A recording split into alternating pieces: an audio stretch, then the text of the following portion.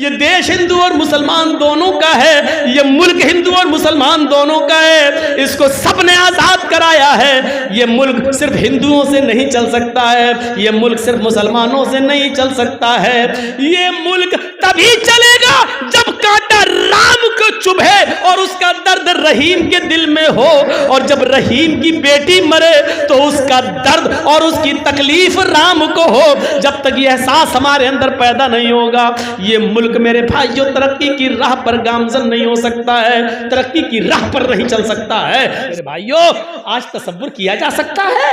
आज तसव्वुर नहीं किया जा सकता है। आज तो जिसकी लाठी उसी की भैंस, अदल और इंसाफ नाम की सारी चीजें उठ चुकी हैं, इसलिए इंसानियत भी उठ चुकी है। आज देख लो मेरे भाइयों, कल तक एक मुसलमान दाढ़ी वाला स्कूटर चलाता था तो उसका दोस्त उसके पीछे शंकर भगवान की मूर्ति लेकर या गणेश की मूर्ति लेकर बैठ जाता था कि मुझे मेरे घर तक छोड़ दो, और वो मुसलमान दाढ़ी वाला स्कूटर चलाते हुए, मोटरसाइकिल चलाते हुए उसको उसके घर तक छोड़ देता था कि चलो, हमें तुम्हारी आस्था से क्या मतलब, शंकर की मूर्ति हो या गणेश की, हम तुम तो भाई भाई हैं, हमारा और आपका खून तो एक ही है, आप भी आदम की औलाद, मैं भी आदम की औलाद। लेकिन मेरे भाइयों, यहाँ तो तसव्वुर ही दूसरा है, यहाँ तो हालात ऐसे हैं। ये अफसोस है, ये हमारे इस देश की सबसे बुरी परंपरा है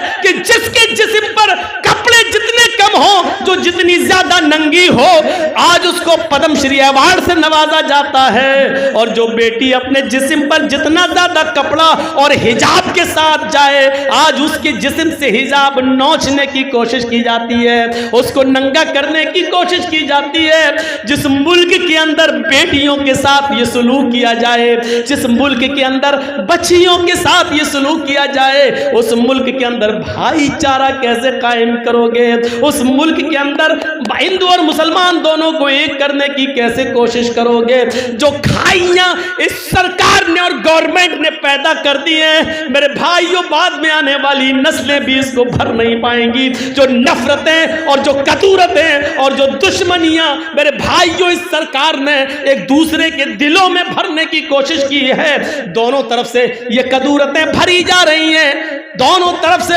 ये अदावत एक दूसरे के खिलाफ भरी जा रही हैं। एक हिंदू हिंदू कर रहा है तो दूसरी तरफ से मुसलमान मुसलमान की सदाएं लगाई जा रही हैं। कोई ये बताने के लिए तैयार नहीं है, ये देश हिंदू और मुसलमान दोनों का है, ये मुल्क हिंदू और मुसलमान दोनों का है। इसको सबने आजाद कराया है।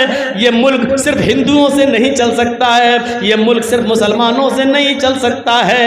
ये मुल्क तभी चलेगा जब कांटा राम को चुभे और उसका दर्द रहीम के दिल में हो, और जब रहीम की बेटी मरे तो उसका दर्द और उसकी तकलीफ राम को हो। जब तक यह एहसास हमारे अंदर पैदा नहीं होगा, ये मुल्क मेरे भाइयों तरक्की की राह पर गामजन नहीं हो सकता है, तरक्की की राह पर नहीं चल सकता है। जरूरत है उसी राम के दर्द को रहीम समझे और रहीम की तकलीफ को राम समझे। ये जरूरत है, वक्त का तकाजा है, और वक्त की अहमियत को समझने की कोशिश हमें और आपको सबको करने की जरूरत है। इस वक्त इस भाईचारे की जरूरत है। वला तसब्बुल्लज़ीना यदऊना मिन दूनिल्लाह, तुम दूसरों के बुजुर्गों को गाली मत दो, वरना जवाब में वो तुम्हारे अल्लाह को गाली देंगे दुश्मनी में बगैर इल्म के। अब देख रहे हो कैसे एक मुसलमान से कहा जा रहा है, वीडियो देखिए आप, देखने की हिम्मत नहीं होती है, जमीन पर थूका जा रहा है, उससे कहा जा रहा चाट, बोल अल्लाह को मां की गाली। तसव्वुर करो क्या है ये, अल्लाह के लिए मां का लफ्ज इस्तेमाल, मां की गाली, बहन बेटी की गाली, और उस दाढ़ी वाले की दाढ़ी पकड़कर नोचते हुए कहा कबोल जय श्री राम। ये कौन सा? ये तो हमारे मजहब के अंदर भी नहीं है। ला इकराहा फिद्दीन, दीन में जबरदस्ती नहीं है ही नहीं। अगर जबरदस्ती किसी की कंपट्टी पर बंदूक रखकर अगर आपने किसी को मुसलमान किया तो उसका इस्लाम माना ही नहीं जाएगा, उसकी नमाज मानी नहीं जाएगी, उसका रोजा माना ही नहीं जाएगा। कोई चीज नहीं है ये। हमें समझने की जरूरत है, हम दूसरों के बुजुर्गों को क्यों बुरा भला कहें। हदीसें पढ़िए, अल्लाह के नबी तो फरमाते इरहमू मन फिल अर्ज़ यरहमुकुम मन फिस समा। तुम जमीन वालों पर रहम करो, ये नहीं कहा जा रहा है मुसलमानों पर रहम करो, आए मुसलमानों आपस में एक दूसरे पर रहम करो, ये नहीं कहा जा रहा है। क्या कहा जा रहा है? इरहमू मन फिल अर्ज़, मुसलमानों तुम जमीन वालों पर रहम करो। जमीन में जो भी हो, हिंदू मुसलमान सिख ईसाई जानवर चरिंद परिंद सब, तुम जमीन वालों पर रहम करो। यरहमुकुम मन फिस समा, आसमानों वाला तुम्हारे ऊपर रहम करेगा।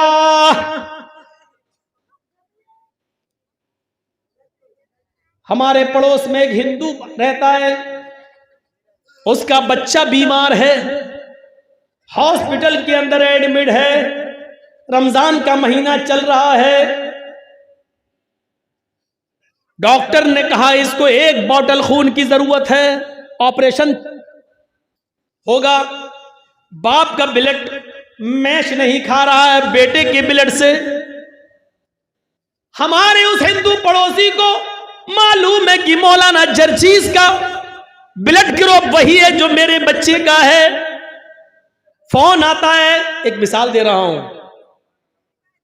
वो हिंदू पड़ोसी फोन करता है, जर्जीस साहब आपका ब्लड ग्रुप क्या है?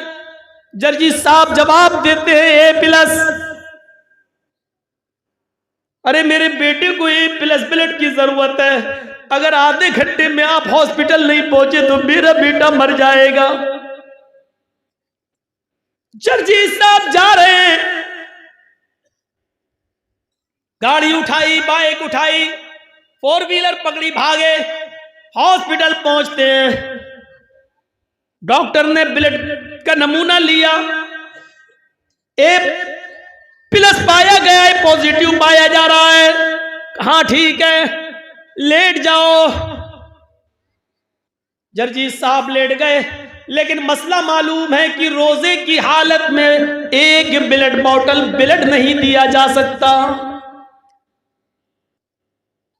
खून की जांच मलेरिया या बुखार टेस्ट करने के लिए 2 ml 3 ml 5 ml ब्लड निकाला जा सकता है रोजे की हालत में, उससे रोजा नहीं टूटेगा।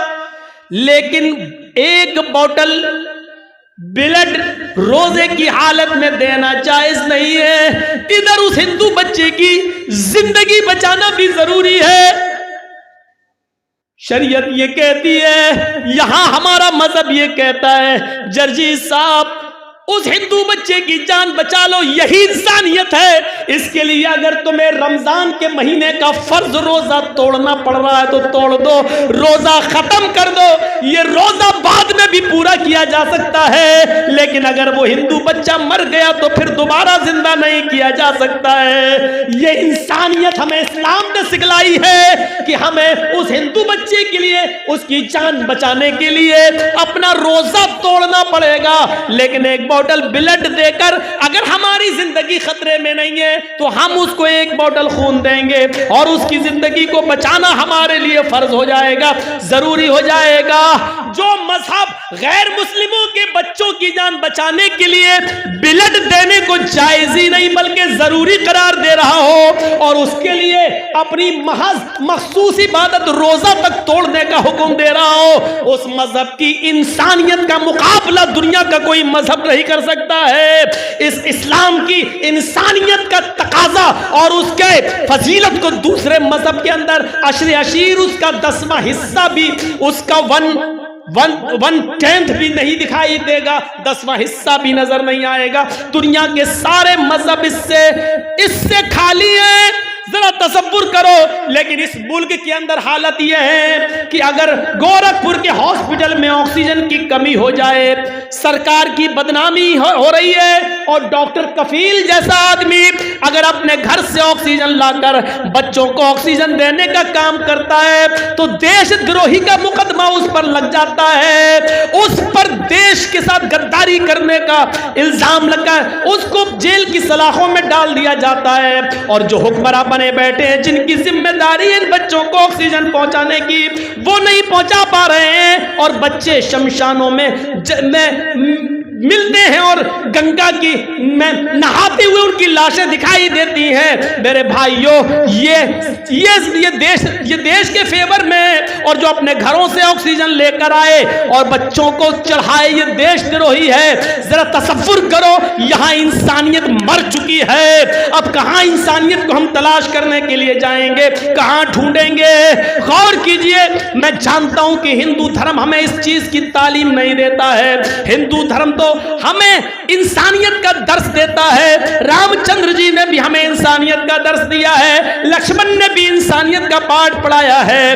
राम के मानने वाले गलत हो सकते हैं, राम ने हमें गलत चीज नहीं बताई है। कृष्ण जी ने हमें गलत नहीं बताया है, कृष्ण जी गलत नहीं है। कृष्ण के मानने वाले गलत हो सकते हैं, वो दुश्मनी का शिकार हो सकते हैं। मोहम्मद रसूलुल्लाह गलत नहीं है, मोहम्मद के मानने वाले दुश्मनी का शिकार हो सकते हैं। मेरे भाइयों, कुरान गलत नहीं है, कुरान के मानने वाले गलती कर सकते हैं, इसमें कुरान का कसूर नहीं है। मेरे भाइयों, इसीलिए तो कहता हूं कि चंद लोगों की वजह से आज इंसानियत खत्म होती जा रही है, चंद लोगों की वजह से आज इंसानियत मिटती जा रही है। ये खाई इतनी गहरी होती जा रही है कि इसको पुर करने में और भरने में बहुत दिन लगेंगे, कई साल लगेंगे। हमारा मुल्क बहुत पीछे चला जा रहा है, पीछे की तरफ जा रहा है। इसको अपनी पटरी पे आने में बहुत साल लगेंगे और ये तभी पूरा होगा जब प्यार और प्रेम मोहब्बत एक दूसरे से करने लगेगा, तब जाकर ये खाई पूरी होगी। इसको हमें और आपको समझने की जरूरत है, अपना मुहासिबा करने की जरूरत है, अपना हिसाब लेने की जरूरत है। मेरे भाइयों, आज दुनिया में हर शख्स ये चीख रहा और चिल्ला रहा है कि इस्लाम को टेररिस्ट और आतंकवाद से जोड़ने की कोशिश की जा रही है। यूपी के मौजूदा दौर के हालात देखिए, बाकायदा जब एक पार्टी के पास विकास, रोजगार के मुद्दे नहीं हैं, कानून व्यवस्था खराब हो चुकी है, तो उनके पास सिवाय इस तरीके की स्पीच देने के और उस स्पीच से हिंदू और मुसलमान करने के और उसके पास अब कोई रास्ता नहीं रह गया है। उनके नेता भगाए जा रहे हैं, पीटे जा रहे हैं, दौड़ाए जा रहे हैं। हालत यहां तक हो चुकी है कि वो अपने स्टेज पर खड़े होकर कान पकड़कर उठा बैठक भी लगा रहे हैं कि हमने 5 साल में कोई काम नहीं किया, हमें क्षमा कर दो, इस मर्तबा एक बार और मौका दे दो, हम देखिए 5 साल में हम तुम्हारे लिए क्या करेंगे। ये सूरत हाल पैदा हो चुकी है। लेकिन उनके बड़े बड़े मंत्री आज भी ध्रुवीकरण करना चाह रहे हैं। देखो हमने राम मंदिर बनवाया या नहीं, देखो आजम खान जेल में है या नहीं, देखो मुख्तार अंसारी जेल में है या नहीं, देखो हम अगर सरकार में नहीं आए तो आजम खान छूट जाएगा, मुख्तार अंसारी छूट जाएगा, अतीक अहमद छूट जाएगा। इस तरीके की भाषा यूज करके और सिर्फ मुस्लिम क्रिमिनल लोगों का नाम लेकर ध्रुवीकरण करने की कोशिश करके मुसलमानों को किसी न किसी शक्ल में इंसानियत से निकालने की कोशिश की जाती है कि ये इंसान ही नहीं है। कभी हिजाब का मुद्दा उठाकर, कभी आप देखिएगा इसके बाद फिर एक मुद्दा उठेगा, किसका? जनसंख्या बढ़ रही है, अब एक कानून लाया जाए, हम दो हमारे दो, एक दबेगा दूसरा उठेगा, दूसरा दबेगा तीसरा उठेगा, तीसरा दबेगा चौथा उठेगा, ये एक एक करके उठेंगे। क्योंकि अब राजनीति के लिए यही चीज रह गई है, जो जितना ज्यादा मुसलमानों को अलग करके हिंदुओं को एक कर दे, वो समझता है कि मैं ही बस बादशाह बन सकता हूं, मैं ही राजा बन सकता हूं। इसलिए आज के इस दौर में इंसानियत के मौजू पर गुफ्तगू करना बहुत ज़रूरी है। हम अल्लाह से दुआ करते हैं कि बारे अल्लाह हमारे अंदर इंसानियत पैदा फरमा दे। अल्लाह इंसानियत को समझने की हमें तौफीक अता फरमा, इंसानियत हमारे अंदर कूट कूट के भर दे। अल्लाह इस मुल्क के अंदर तकलीफ किसी गैर मुस्लिम को हो तो उसका दर्द हमें हो, और जब हमें तकलीफ पहुंचे तो इसका दर्द गैर मुस्लिम को हो। हमें आपस में ऐसा भाई भाई बना दे। बारे अल्लाह जब तक तो हमें जिंदा रख, इस्लाम पे जिंदा रखना, और जब हमारा खात्मा हो तो ईमान पर हमारा खात्मा फरमाना। वमा अलैना इल्लल बलागुल मुबीन व आखिरु दावाना अनिल हम्दुलिल्लाहि रब्बिल आलमीन। अस्सलामु अलैकुम व रहमतुल्लाहि।